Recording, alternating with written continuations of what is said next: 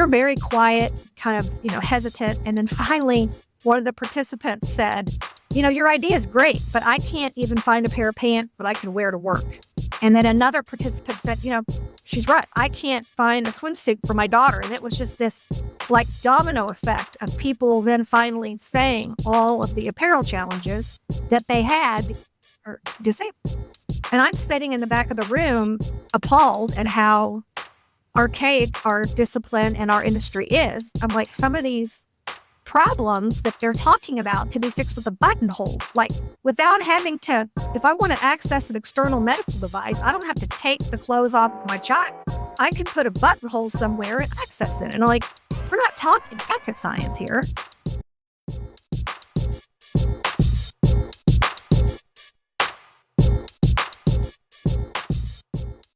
Welcome to another episode of Innovation Insights, where we dive deep into the minds shaping the future of industries through innovation, creativity, and groundbreaking research. We believe that innovation happens in all aspects of life.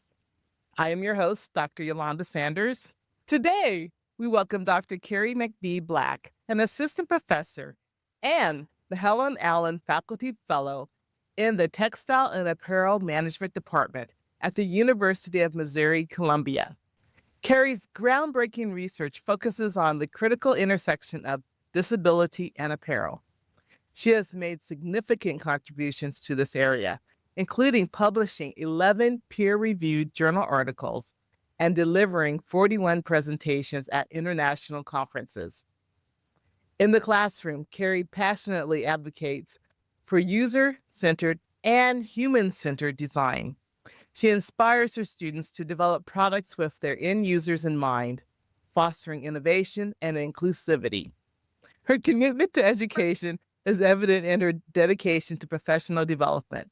She has earned multiple teaching awards, completed workshops, and most recently achieved certification in effective online teaching practices through the Association of College and University Educators. Additionally, she earned the prestigious CLO 3D Virtual Fashion Educator Accreditation in 2023 by integrating cutting-edge technology into her curriculum to enhance student learning. Beyond the classroom, Kerri serves as Chief Research Officer with Gamut Management, where she leverages her expertise to consult on the needs and wants of people with disabilities, also known as PWDs, in the adaptive apparel market. Through her research and collaboration with brands entering the space, she ensures that the voices of PWDs, people with disabilities, are heard and their unique requirements are incorporated into products and the supply chain processes. Kerri's mission is to drive inclusion throughout the apparel industry, improving products and practices to serve people with disabilities better. Her specialties in social science research, qualitative methods, teaching with technology, and coalition building make her a leader in both academia and industry. We are excited to learn from her insights and explore how her work shapes the future of inclusive apparel design. Kerri, welcome to the Innovation Insights podcast. Thanks, Eulanda. I'm so glad to be here with you. Oh, hey, you have been on my list to be on the podcast for a while, and so I'm so glad that we're able to do this. I think we met originally, maybe it was at Target, when Target was doing their... That's right. I think it was. That seemed forever ago. So Target Corporation used to do some kind of workshops and seminars for academic faculty in fashion. And so Kerri had attended one of those and I was there. And so I remember meeting her there. I was just very impressed with her. It's like, I want to be like Kerri someday when I grow up. That I felt like on the other side, I want to be like Eulanda someday. Well, I haven't grown up yet, so.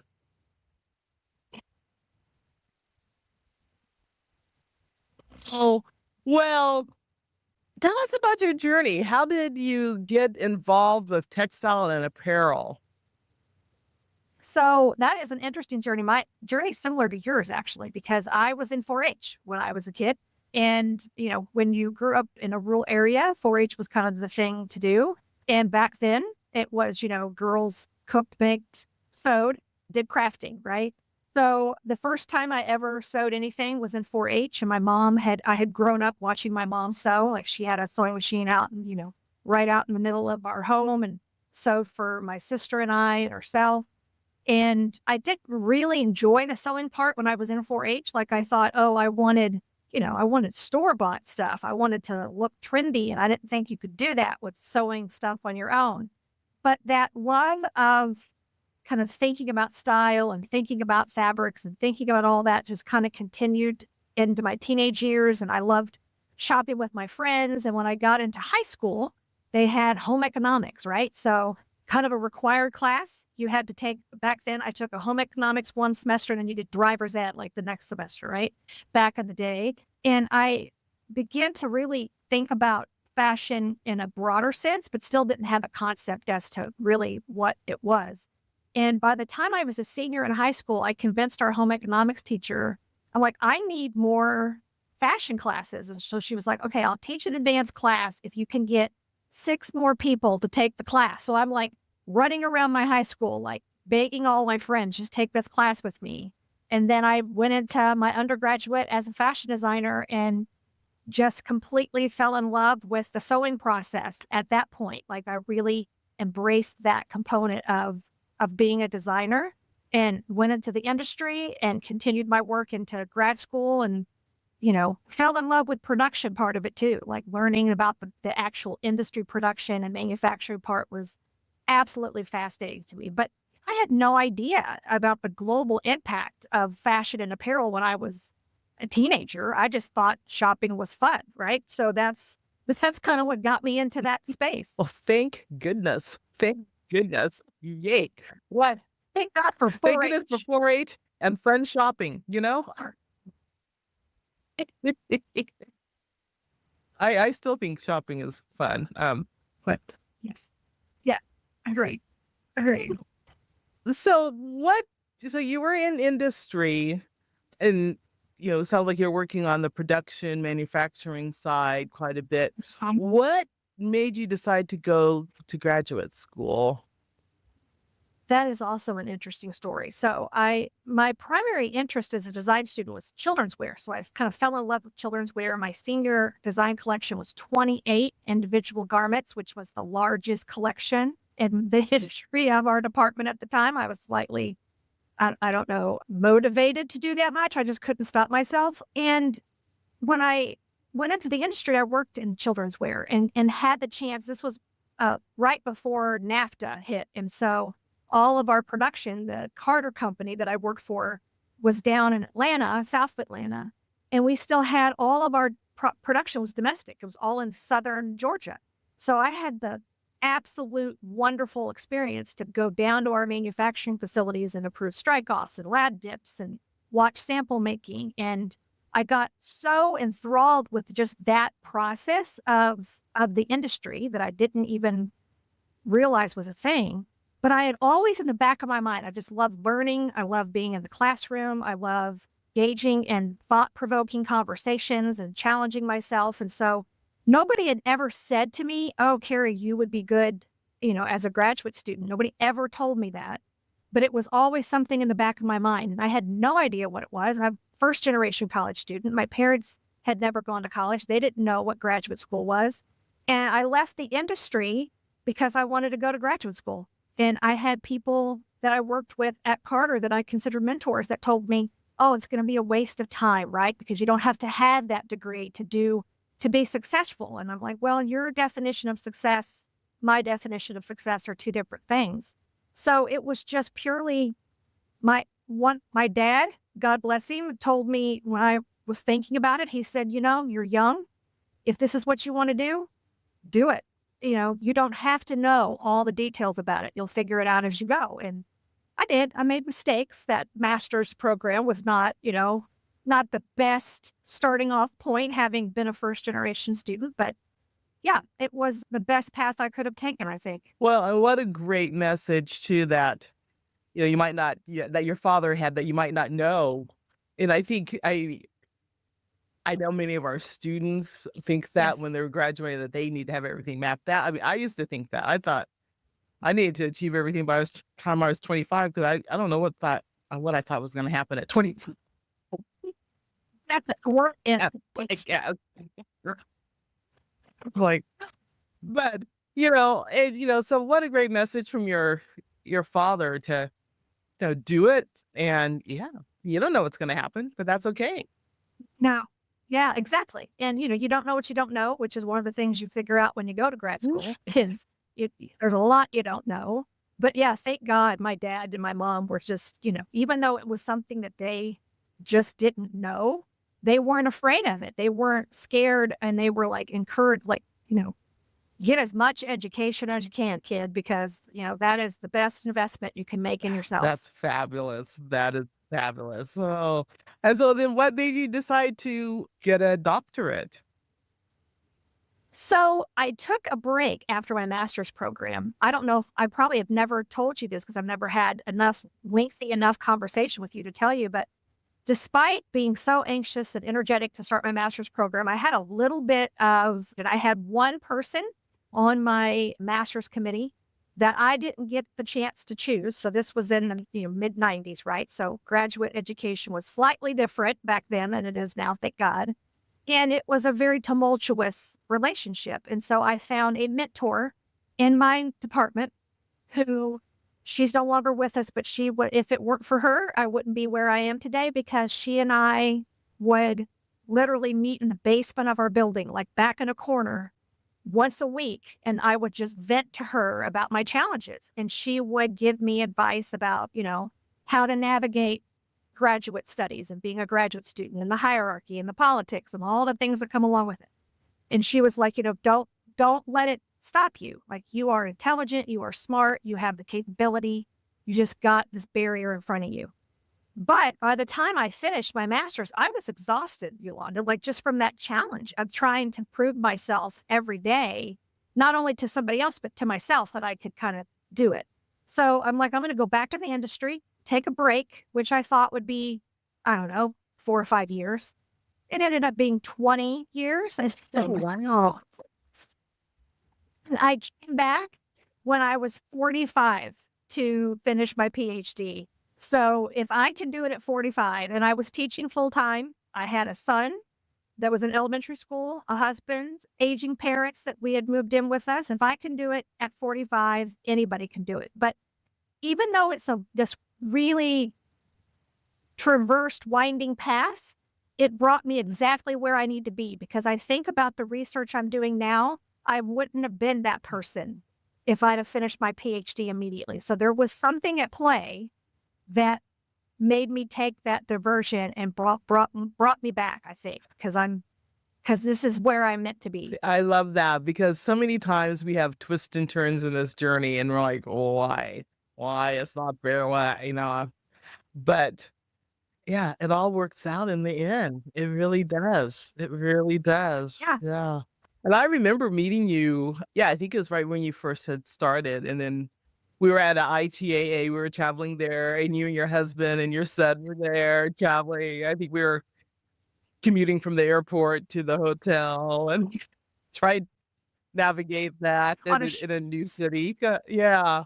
Oh, well, I mean, the discipline is lucky to have you. Yeah. And Thank you. especially the area that you're focusing on and that you are bringing to light and you're trailblazing in. Thank you. Thank you so much for saying that. Thank you. So what brought you to focus on the intersection of disability and apparel? Surprise, surprise, that's another interesting story. So I was not in my PhD program at the time, but I was teaching full-time for the department at the University of Missouri. And I got a phone call one day randomly from a colleague that I didn't know out of the School of Health Professions. And she said, your former admin assistant, who now works at our department, said I should reach out to you and talk to you about my research interests. Would you like to have lunch? And I'm like, sure, because my other story that my dad gave me advice on was, you never know what's behind those doors. So anytime an opportunity presents itself, say yes, because you don't know until you open that door. So I was like, sure, let's have lunch. Worst thing that it comes out of it is that I got a lunch, and there was nothing else, right? So when I met her, she had been on a curriculum committee for our undergraduate curriculum and saw our department and didn't know that we existed as a department, which often happens with most of other peer institutions. And she was an anthropologist by trade, but was working in the School of Health Professions, looking at how the person interacts with healthcare, how the human is a part of that healthcare system. So she was thinking about how we show up in a healthcare setting with what we wear, because we self-express through what we wear. But then as soon as we're engaged in that healthcare system, we're taken out of that personality and put in something else. So we started brainstorming, really kind of connected, like as a good peer-to-peer connection, and decided we were going to do this research on RFID, radio frequency identification device tracking for people who have dementia and people along the autism spectrum, because they have a tendency to wander, and there's a higher rate of drowning among people with autism. They're, for whatever reason, attracted to bodies of water, so their rates of drowning are higher because they'll fall into the water or whatever. So we were thinking, oh, this would be a great solution to a problem that parents and caregivers have. So like good qualitative researchers, we tried to make our study broad enough that we could kind of collect whatever kind of cream rose to the top, scheduled a focus group, held the focus group, had like 20 people at a focus group, which was very large, but it was people with disabilities and their caregivers. And we're pitching them, our idea basically, and asking them about RFID technology. And they're very quiet, kind of, hesitant. And then finally, one of the participants said, your idea is great, but I can't even find a pair of pants that I can wear to work. And then another participant said, she's right. I can't find a swimsuit for my daughter. And it was just this like domino effect of people then finally saying all of the apparel challenges that they had or disabled. And I'm sitting in the back of the room appalled at how archaic our discipline and our industry is. I'm like, some of these problems that they're talking about can be fixed with a buttonhole, like without having to, if I want to access an external medical device, I don't have to take the clothes off of my child. I can put a buttonhole somewhere and access it. And I'm like, we're not talking rocket science here. So we convened after that meeting and said, we got to switch our objectives and our purpose with this research. We started doing more interviews and started doing more focus groups, and people were really just unbelievably excited about sharing what they had challenges with, because nobody was doing that and caring about what they wanted to do. So that was about 2013 when we started doing that, but could not get our research published to save our lives. Got rejected and rejected and rejected, because they would say people with disabilities don't care about clothes. They don't care about fashion. They just need to, worry about, getting out of the house. They don't care what they look like. And so it was a constant battle of trying to educate the people that you were trying to get your research in front of, because the topic was just so undiscovered. Like nobody was really talking about it at that stage. It was very frustrating, but that is the kind of the odd way that I got into it. I don't identify as being disabled. At the time, I didn't have anybody in my family that identified. My son's since been diagnosed with ADHD, and I have an aging parent. So, disability in terms of just aging related disability. But at that time, I didn't have an identity that was around disability, which is unusual for somebody with getting into that research, because usually it has to be a personal connection that drives you to it. But I'm telling you what, it's a passion project now, because after that, I'm like, this is the rest of my career. Well, and that just says so much about who you are, that it didn't have to be personal for you to take it on. That just says volumes about who you are, and just even raises my level of respect even higher. Oh, my goodness. And so if I'm tracking this conversation correctly, you hadn't even started graduate school yet. You're a doctor. No. I love it. Okay. Not a doctor. I was just had my master's degree, And that was kind of what prompted me onto that PhD track, is because my colleague, Allison, that I was doing this research with, we're doing all this work and trying to publish and writing grants. And she was like, there's going to be a lot that you can't do because you don't have those 3 letters after your name. She goes, you're doing all the work of somebody with a PhD. You just don't have.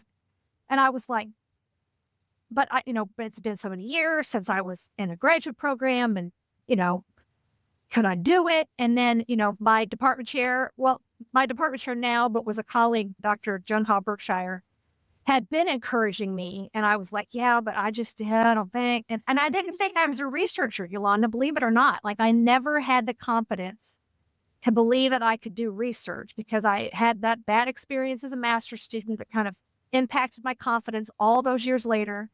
But then after doing the research and feeling the passion and realizing how needed the information was to try to drive change, like the fact that there's more pet clothes than there are clothes for people with disabilities is appalling. And so I have a social justice background anyway. Like, I've been that kind of a person in the past. So I'm like, this is a natural progression for me. I'm like, damn it, I'm going to make people pay attention to this issue, right? Like, people are going to pay attention that this is something we need to be dealing with. So I finally was like, I'm going to get this PhD because why wouldn't I? If I'm doing all the work, might as well get the credit for it, right? Like, might as well have that credit for it. Well, I'm just so thankful. I'm just so thankful that you have, and that you've had the passion and the vision of what needs to be done, and just this needs to be changed. This needs to change. That's right. I've always been that kind of a black and white person. I'm like, I know the world is made up of a lot of gray area, but for some issues, it's black or white. Like, there is no gray area. You're either on the right side or the wrong side. And that's the end of this discussion. I love it. I love it. Well, And so I'm be on the right side. I'm so glad that you are on that right side and that you're pulling people, pushing, screaming, and you've done such a great job of also integrating it with industry and your industry connection. Right. So would you talk about that? Because oftentimes in academics and also the world thinks like, we're off in our ivory tower and we just do this research and then nothing happens with it. But you are really, we're an applied research area for most parts, and you really are even taking it beyond just applying, but just getting in front of industry with it. That's right. That's right. So when I started doing that research about 2013, it literally took almost 2.5 years by the time you think about getting something through the publication process to get our first article even published. So it didn't get published until 2016 was the first article that we got published with Allison Cable and I. And it was like the perfect storm, I tell people, because it was at that time that Tommy Hilfiger's children's adaptive line launched. It was when Target started doing their Cat and Jack line. It was when Zappos started doing their adaptive thing. So it was like Tommy Hilfiger, because of the brand, drew a lot of media attention. So there was lots of people talking about it. So me being me, I'm like, I'm going to just call all these people and talk to them about my research because we should be friends because we're all doing the same thing. So I literally stalked Mindy Shire that did the work with Tommy Hilfiger and Runway of Dreams. I found out who the person was at Zappos that was running the adaptive team, stalked them. In fact, Dana Zumbo, who spoke at was a 2019 Las Vegas conference. So she tells the story too, because I called Zappos headquarters and I'm like, I need to speak to Dana Zumbo. And they're like, do you have her extension? I'm like, no. And they said, well, we don't just we're not going to just give you her line. We'll take a message. And so I'm like, fine. So I left a message thinking I'd never hear from her. She called me the very next day and we have stayed connected since then. Mindy and I have stayed connected. I have tried to reach out to every single person that I have found out about that's working in this space because I can't do it all. There's no way. I don't have the capacity. I can't do all the different types of research. I'm not that brilliant. I don't have enough time. There's plenty of it to go around. So we need to have this kind of coalition of people. And I knew that the Where the rubber met the road was if I wrote papers and talked about how this was needed, that's cool. But until it was in a store where people with disabilities could buy it, what's the point?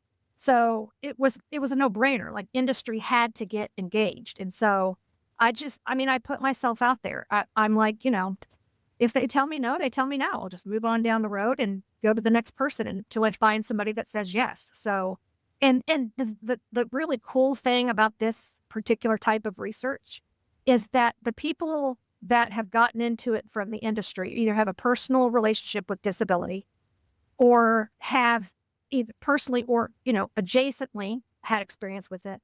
And when we find somebody else that we know has that same passion for the issue, that's not just trying to take advantage of an underserved and underrepresented population, which we know happens a lot, we are like, we're siblings forever. Like, there is a deep connection that I have never felt in another networking, coalition, collaboration that I have ever done in my entire career, whether that's academic, industry, or social justice. It is the group of people that are around this topic are just some of the best humans I have ever met in my life. Oh my gosh, so much to say. Yeah, so many thoughts here. Well, again, thank you. Just thank you for doing this. And I'm thinking, oh my gosh, we should probably have a live, we do live panels for Innovation Insights. Oh, We should do a live panel. So I'll be bugging you again. And I know I've already done, one of your colleagues in the UK to be on. Yeah, but I think we should do some live panels. And so let's talk about that. Then another thought, is a little bit off topic, is just, you mentioned how long it took to get your research out there. And, I've been around forever. Since the beginning of the discipline, I think.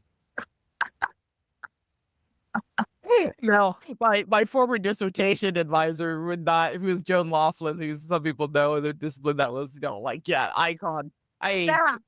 You probably tell me, Eulanda, you're still a neophyte, because she used to call me a neophyte. You're like, I'm gonna be for the rest of my life. Well, even though I feel like I've been around a long time. But part of my thoughts is that, we need to figure out some ways, and maybe this is something that I can do with Innovation Insights, is to disseminate some case studies, some information faster, that's not disruptive of, the promotion and tenure process requires, peer review, scholarly, but can we get parts of the research out there faster in a more usable way for both academia and industry? Because there's some amazing things. So I will think about this, and I will also talk with my best friend, ChatGPT, and I know, don't you? We'll brainstorm. I didn't know we have the same best friend. Yeah. It's really bad when, mine starts telling me, oh, that's a good idea. And, I'm like spitting in prompts at midnight, and it's like, okay, come on. You want to work on this some more?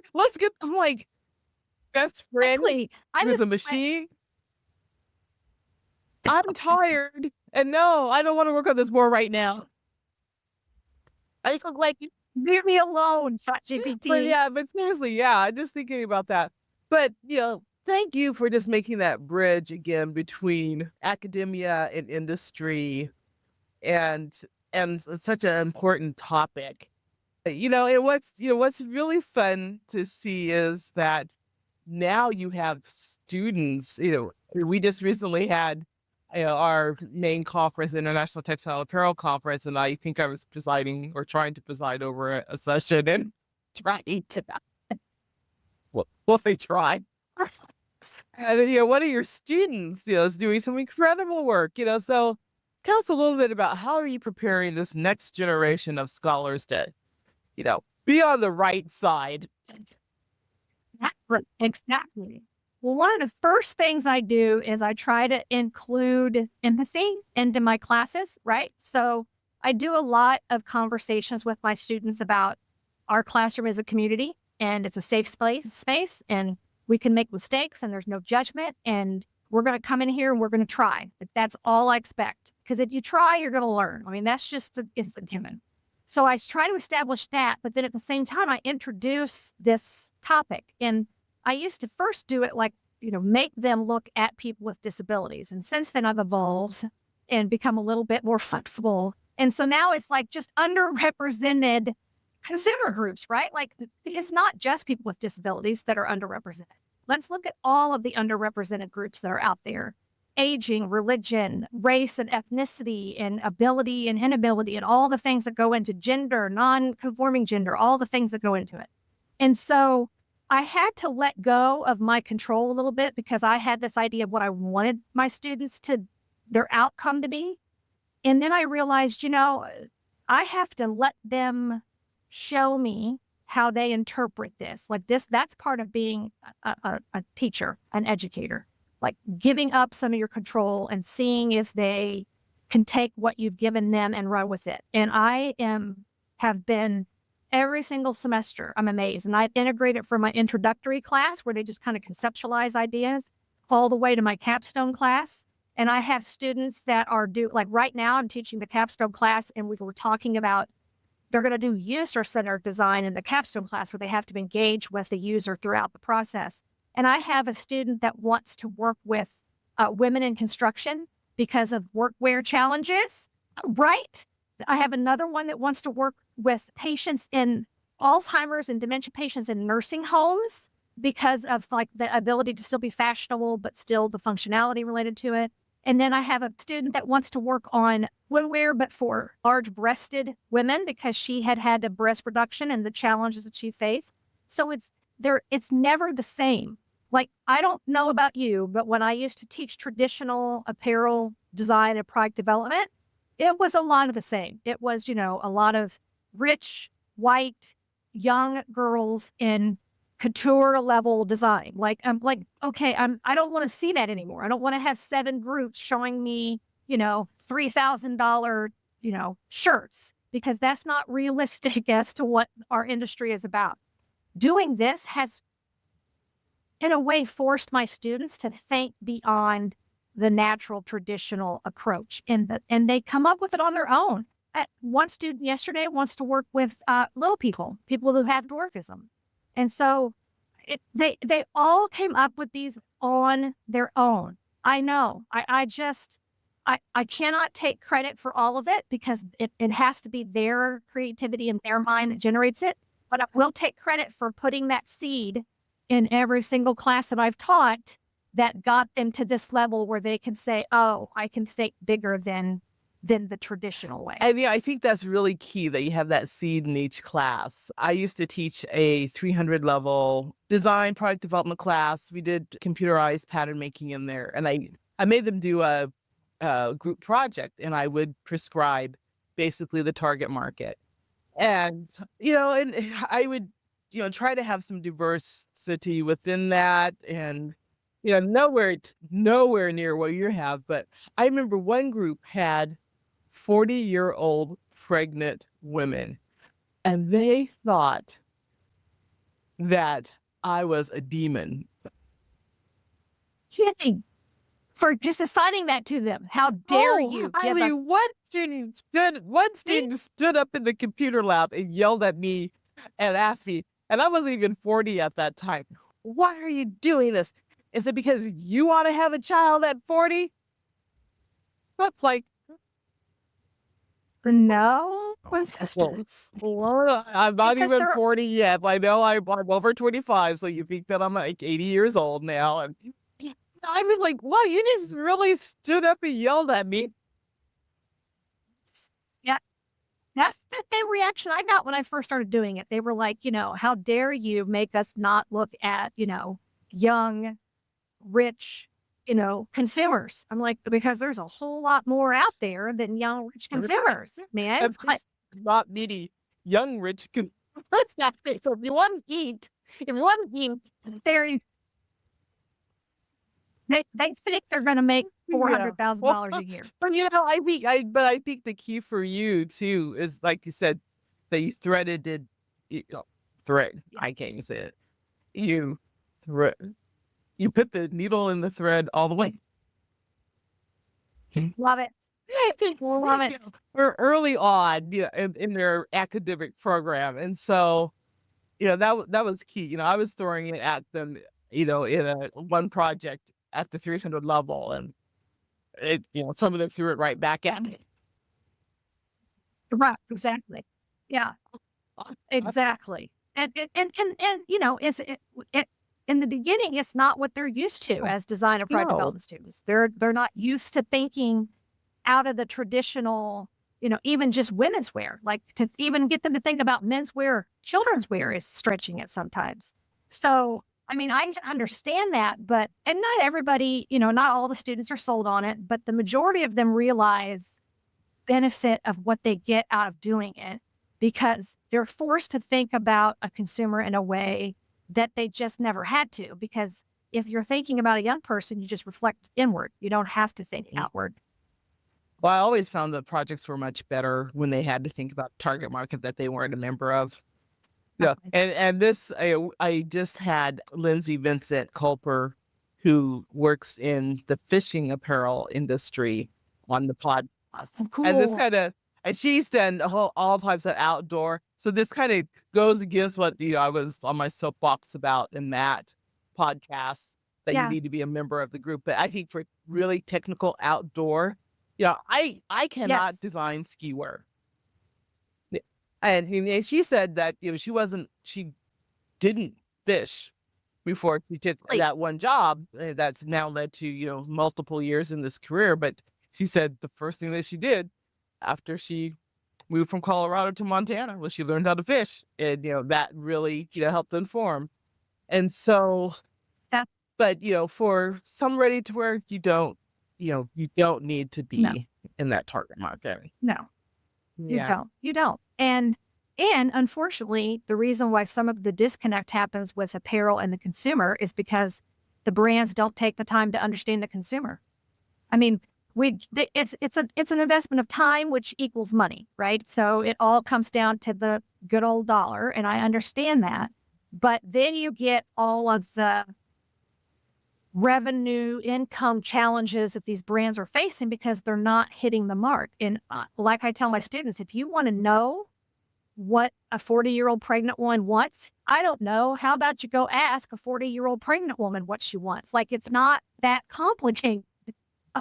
A solution, for Christ's sake. Like, we don't have to imagine, because there are 40-year-old pregnant women out there that we can talk. Well, that was part of the project. They had to go interview people, and I was really getting like, horrible. But I like that the empathy part too, that you're framing your courses and you're teaching around empathy. And could you do that for the rest of the world too? Just to that. Oh, God, wish I could, Eulanda. Maybe if there's enough of it that we hook arms and we walk across the globe, maybe, I don't know, but God help. I'm trying in my own little section of the world. Thank you. Again, thank you for all that you're doing. Well, you're not a human being too. I got a 21-year-old that's getting ready to graduate, and I have made sure he's an empathetic soul. Well, you could just, when I saw your family, you could just tell that, you've got it together. You got it together. It'll be fun to see what he does. Yes. Yeah. Well, so technology plays a huge part in really being able to meet the needs of humans apparel wise. And, there's the apparel industry sometimes is slow to adopt some things, but the little pandemic kind of helped move on a little faster. One of the good outcomes from it, especially with 3D pattern making and modeling of apparel. And I know that you're an expert with Clo. So would you first let our audience kind of know what Clo is, and then talk about your work with? Sure. So I will say this at the beginning as a disclaimer. As a 53-year-old woman, if I can learn Clo, anybody can learn Clo. because I was very intimidated in the technology gap, right? Like I was in the industry when we hand sketched and, used a copy machine to replicate things. We didn't have, they were still using DOS prompt computers, for God's sakes. So, first thing I would say is don't be intimidated by it, because if I can do it, anybody can do it. The Clo 3D is a virtual 3D software program that allows you can manipulate patterns. So you can do basic pattern making in Clo, but you can also design through Clo. Like you can draft, and the evolution of the technology has been mind boggling how quickly they have continued to innovate. And I mean, they literally innovate like every couple of weeks. There's a new update that introduces a new tool that will do something interesting. So if I'd have had that when I was a designer in the industry, holy camole, it would have been a game changer in terms of my confidence in myself as a designer, but also in the ability to produce ideas for ideation and brand development in a way that was just not present. So when I came into the department and started teaching full-time tenure track, we were using Optitex, which Optitex is also a 3D program, but it was originally created for the automotive industry. And then people found out, it could be helpful in apparel, but it was not user-friendly at all. It was like beating your head against the wall, trying to even figure out how to make it do what it was supposed to do.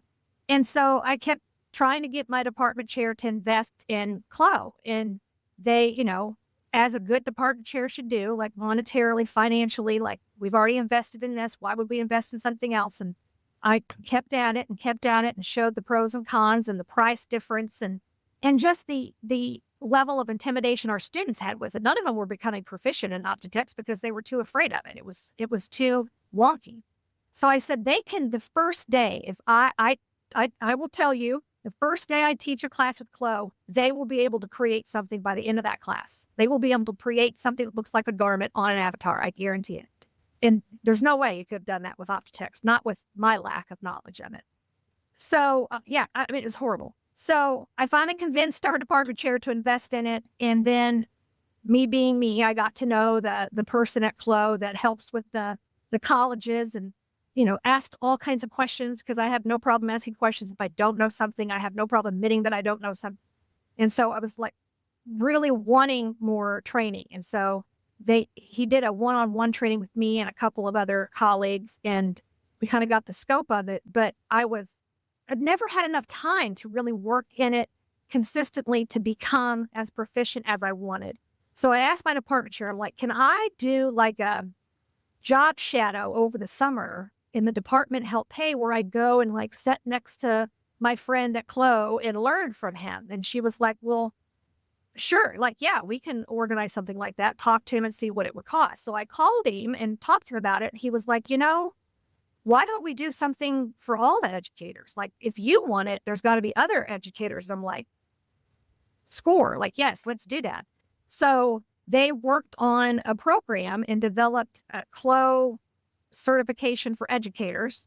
And in 2023, they hosted it in New York. It was a week, Monday through Friday, 8 to 5, every day, working in Clo. And then before we got there, we had to do like a certification project to show that we had basic fundamental skills in Clo. And then that's what got us into the program. And then, we were able to be trained and get additional training while we were there. And so since then, I have just grown in confidence with the program, because you realize it's like any other software program. I mean, it's going to change. So what you knew yesterday is going to be different tomorrow. And it's okay if you don't know where that tool is today, because it was someplace else tomorrow. We'll figure it out. And they push out such great interactive training tools to kind of keep you up to date with the updates and how you can use. And then right now I'm going through a reaccreditation. They've sent us, those of us that were in that first group, sent us a project, and we've had about 2.5 weeks to complete the project. And then once we submit it at the end of the month, then they review it to make sure it's all based on the new updates that are in the Clo system, so that we can demonstrate that we can show our students how to use the new updated tools through a completed kind of asset of product. And then we'll get, a letter saying that we've been recertified. And it really has been amazing because just the process of me going through the training has allowed me to be more understanding with my students. And so they're still very intimidated by Clo because it's something new. And I'm like, you're gonna make mistakes and that's gonna be okay. And we're gonna figure it out and we're not gonna deduct points for that. And you're not gonna, get an S because you made a mistake. And the growth I saw so we integrated it into every PD class that we have, as it's applicable to that, course curriculum. Maybe it's very basic here, more advanced here. So I taught tech design last semester, and the group of students that were in that class were the first group of students that have had it like through a variety of courses. And still, when they came in, they were very intimidated. They were like, there's no way we're going to be able to accomplish what you're asking us to accomplish. And I said, yes, you will. I'm not asking, I'm going to teach you. So I'm not asking you to do anything that I won't teach you how to do, and you have the capacity. What they came out with at the end of the semester far surpassed what I expected. And it was just, they started falling in love with it and started playing with it outside of class and realized that they were going to make mistakes and challenging themselves. And I'm like, that to me is a work. Whether it's perfect, like whether every stitch is perfect or every seam structure is perfect, the fact that they fell in love with it and felt good about it, that to me is a work, A+ work out of it. So it is just a phenomenal tool. And Clo's telling us that they get brands that call them and say, who's teaching Clo and who's teaching it well. So Clo can say, well, we've got this suite of professors, educators out there that are accredited. We have trained them. We know that they're proficient in this. And so the students that they are teaching are going to be, a highly marketable compared to students that, may not be getting it at all in their curriculum. Oh, you've just, laid out so many really essential best practices as a faculty member, as a researcher, as a liaison between industry and academia. To our audience members that are faculty members in apparel or fashion programs, or graduate students that are hoping, one key thing that Dr. McBee-Black said is really that industry connection with the people that are creating the software, because that was something that early on in my career, having those relationships, I was able to call people up, get information, get trainings, send students their way, but going to the actual people that are producing, distributing, manufacturing, creating that software and getting a connection with them as a faculty member is so key, Well, and they're usually pretty much focused on industry because that's where the money is, right? Like they can get price for all their stuff. We as educators want a discount on everything that we ask them for. So, but they don't I don't think they always realize the far reach that they can have if they are investing in the students, because then that student's going to go to a job and maybe that job's using Optitex or Browseware. And they say, you know what, you really need to do Clo because this is what it's going to do. So I think that Clo's done a really good job at that. I don't have any experience with any of the other softwares like Browsewares and V-Stitchers and all the others, but Clo really tries to listen to educators. And the person that's in charge of that, Jim Simon, that's at Clo, if I'm gonna have to share this with him since I got a shout out to him. He was an apparel and design educator himself. So he knows what he needs to do to help us be better educators. So in that aspect, again, I'm biased because it's the only exposure I have, but Clo's doing a really, really good job of making that connection with educators. Well, industry platforms that, do make that connection and help educators, educate and train students. And, it's not just, that there's that technical training, but understanding the philosophy behind the platform. You're creating ambassadors, that are, like you said, going out to the industry that then can advocate for, oh, we need this platform or we need this, software to be able to, move the company forward. So, right. That's oh right. my gosh. Oh, yeah. So I want to ask your thoughts on artificial intelligence. Oh, What are your thoughts on it and its impact, technology wise so on, huh? right, like I'm sure. I said it might be controversial because I know in our discipline there's a lot of back and forth about is it good to have it as an educator, right? My philosophy is it's not going anywhere. It's only going to get more prolific.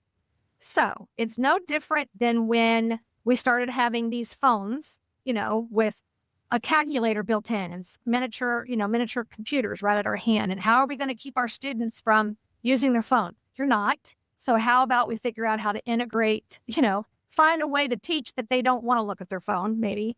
But the AI, that stuff is like in a nanosecond, it evolves. Like we were joking earlier about Chat GPT, but when I've been in Chat GPT and maybe taken a break for a week and go back in, the amount of knowledge that it has learned through other avenues that it dredges from is mind-boggling, right? Like it's only as good as what we teach it. So we have to prepare our students to know how to engage with it ethically and how to use their knowledge to feed it. Because if they give it a prompt like, I want some pretty fabric, a pretty floral fabric that will work on a blouse. Well, I mean, that's as broad as you can get. How about you narrow it down to a fiber and a fabrication and maybe a percentage of the fiber content and finishes that go with it? So what we're teaching our students, we can see instantaneously the knowledge that we have, made available to them and their ability to create a prompt or an asset through that AI in a way that is a pretty good rendition first go. So I'm not afraid of it. I was in the beginning because I didn't know enough about it. Once I started learning about it, and I have a PhD student that I'm advising, and she happens to be just a really good friend of mine as well. We've become real close. She and I were talking about it one day over a meeting about her dissertation. And she's like, Kerri, it's no different than if you're a really good graduate assistant. She said, you have to teach that graduate assistant how to do a lit review. You're teaching the Chat GPT how to do the lit review the way you want the lit review to be done. She said, it's really no different than that. She said, so you have to think about it from that perspective. It isn't you just not doing the work. You still have to do the work with the Chat GPT. I still have to know what the heck I'm talking about to engage with the Chat GPT or the AI in an Adobe Illustrator or whatever the AI is. And I have to be able to have enough knowledge to assess the outcome to know if it's valid. And that's the other piece. Absolutely. I agree with you. We have to teach our students to be, regardless of what year, time, space, wherever, they are, if they're on the moon, Mars, That's right.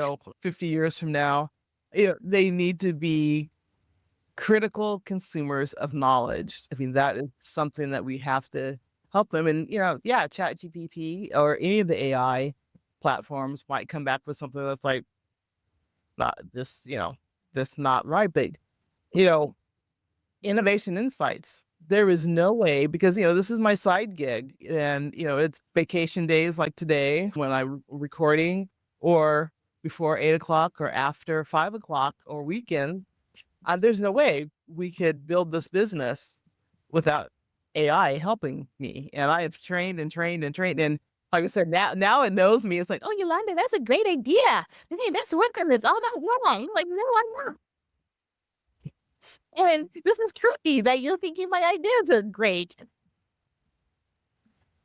Yeah, you have to talk to it like it's a human to get what you want, which is weird. Like that took a long time. I'm like, oh, thank you so much for your insight. Could you do this for me? And it's like, and I've had experiences where it was like, if my tone was off, like it would respond back to me like, are you having an off day kind of thing? And I'm like, that's weird. That's weird. But it's there and it's not going anywhere. And it helps us do things that would have been time sucking before. Like you said, as a side gig, you don't have the time to do all that. I don't I could be spending much more time that's going to produce something much more beneficial than writing, a letter of recommendation that I could ask ChatGPT to give me a skeleton of, and I can plug in my keywords, right? It doesn't mean that I let ChatGPT tell me about somebody that they don't know. Exactly. Not it. I mean, I have yet to take something from ChatGPT the very first time and copy and paste it. I don't do that, but I use it as it's wonderful as an ideation tool. Absolutely. Absolutely amazing as an ideation tool, because when I was prepping for class this semester, I was like, this is what I want to do in this class. This is the content I'm teaching. Suggest some fun, engaging, interactive activities that would align with this topic. And it was like things that I had never even thought of. And I was like, oh, this has saved me angst, like just hours of angst, feeling like I'm a horrible instructor that can't come up with ideas. Absolutely. It does. It does. Sometimes it's overwhelming how many ideas it comes up. It's like, oh, really? Yeah. Yeah.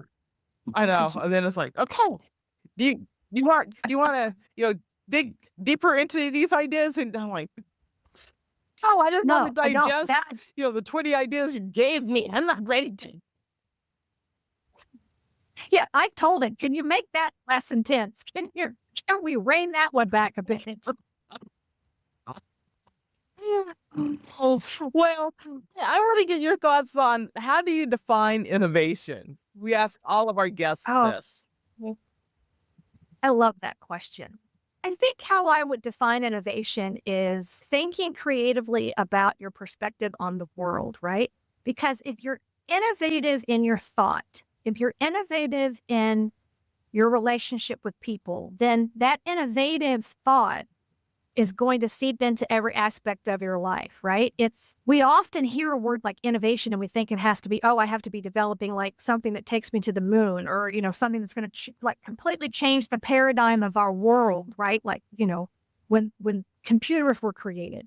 But innovation is learning how to use ChatGPT in a way that is effective for your particular area of industry or discipline. Innovation is listening to your colleagues and gaining knowledge that adds to your knowledge toolbox and then taking it to another level.